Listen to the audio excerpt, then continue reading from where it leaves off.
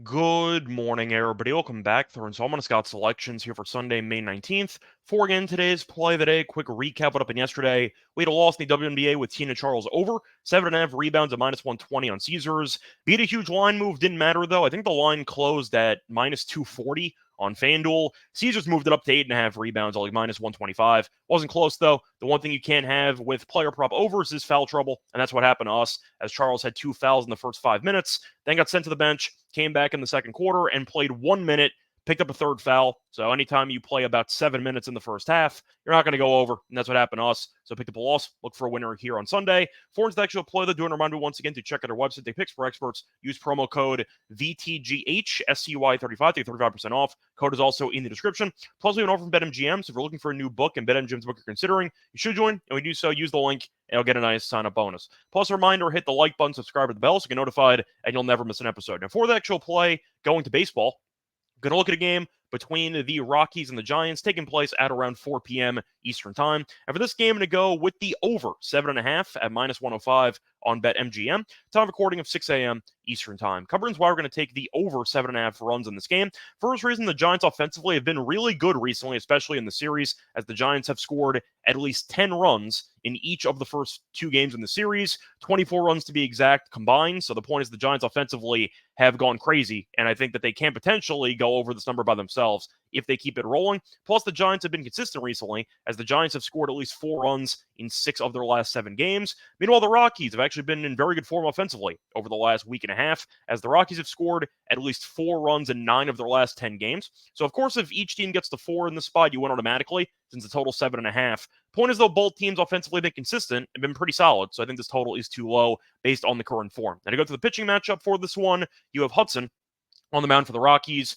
who started the year decently and then recently fell off a cliff. Last 6 starts, 28 in the third innings pitched, and a 7.62 ERA. So he's been really bad. On top of that, the Giants have seen him quite a bit, and they've been good against him. Giants active batters have 49 plate appearances against Hudson, and in those 49 plate appearances, a 449 on base percentage. They walk a ton against Hudson. So you might see a lot of traffic on the base paths, and the Giants, based on how they've been hitting recently, might be able to score a bunch of runs early in this game. Now, for the actual pitcher for San Francisco, you have Hicks on the mound, who so far this season has been very good, especially at home, but he has been a bit more vulnerable over the last couple outings. The last 3 starts, 14 innings pitched, a 4.5 ERA, and the main concern there, I think, might be actually the innings, because 14 innings in the last 3 starts tells that he's really going no length. His ceiling has been recently about 5 innings, and with that being the case, I do think the Giants' bullpen might give up some runs if Hicks ends up pitching well, which can give the Rockies, I'd say, enough opportunity to contribute to this over. But to go through the actual bullpen, forgot to mention, actually, there are some head-to-head numbers for the Rockies against Hicks, and they're very good. The Rockies' active batters have 38 plate appearances against Hicks, a 306 batting average, and a 342 on base percentage. So both teams offensively have been really good against the opponent's starting pitcher, and I think that should result in a decent amount of runs early and potentially late based on the lack of length each starting pitcher might provide, because both bullpens have been really bad so far this season.